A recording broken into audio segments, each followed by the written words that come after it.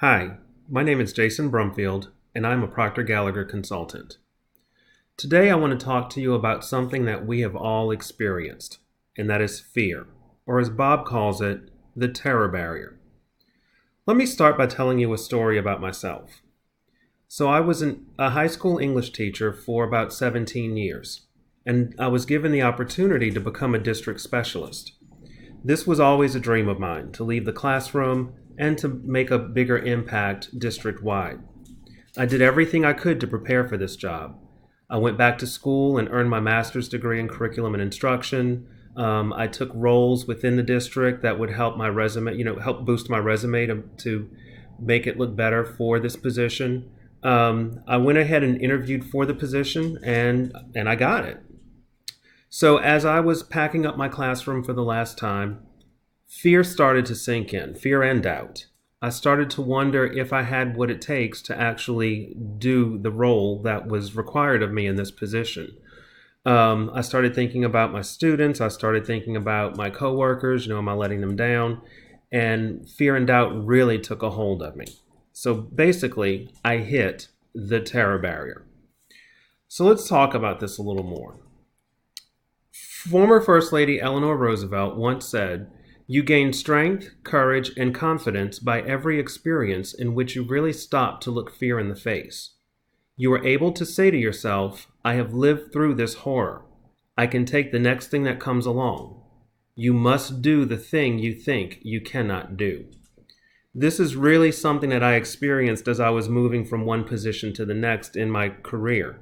It wasn't necessarily a horror, but I can say to myself now that, I pushed through the fear and have been successful in the new role that I took on, about 3 years ago, actually. So let's take a closer look at what the terror barrier is.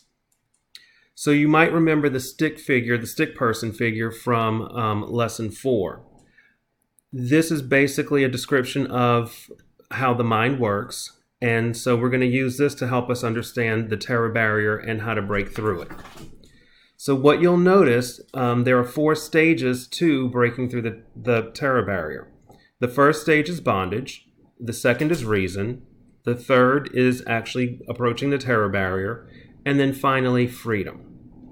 So if you look at the figure under bondage, this person is in an X-type energy. So this is pretty much living the day-to-day status quo life.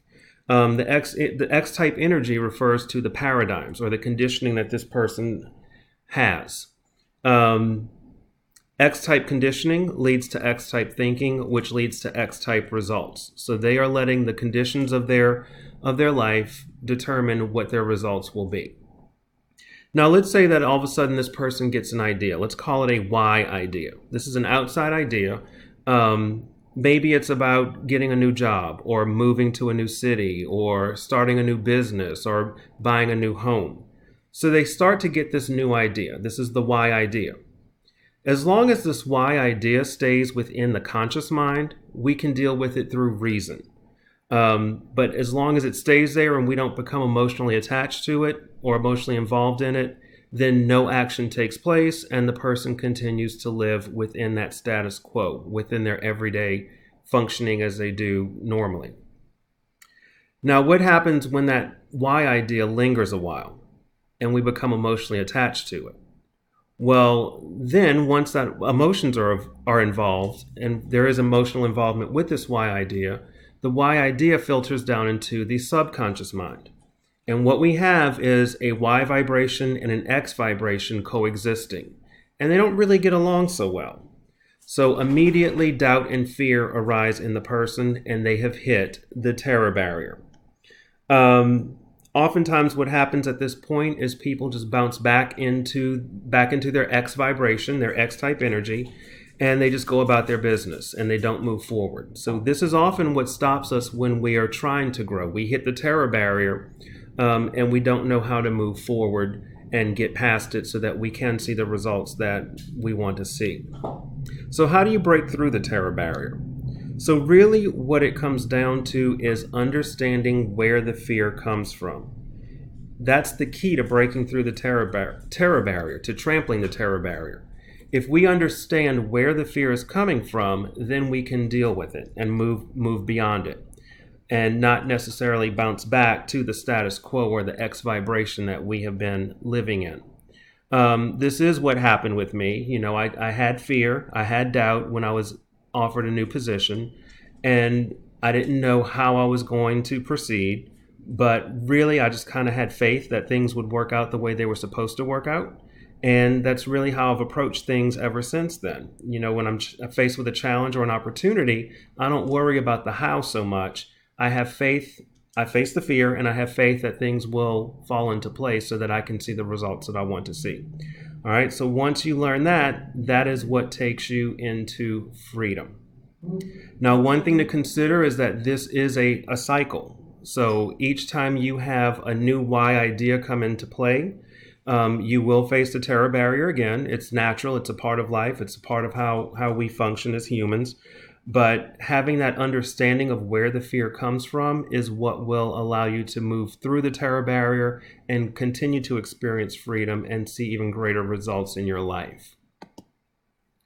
So some key points to keep in mind.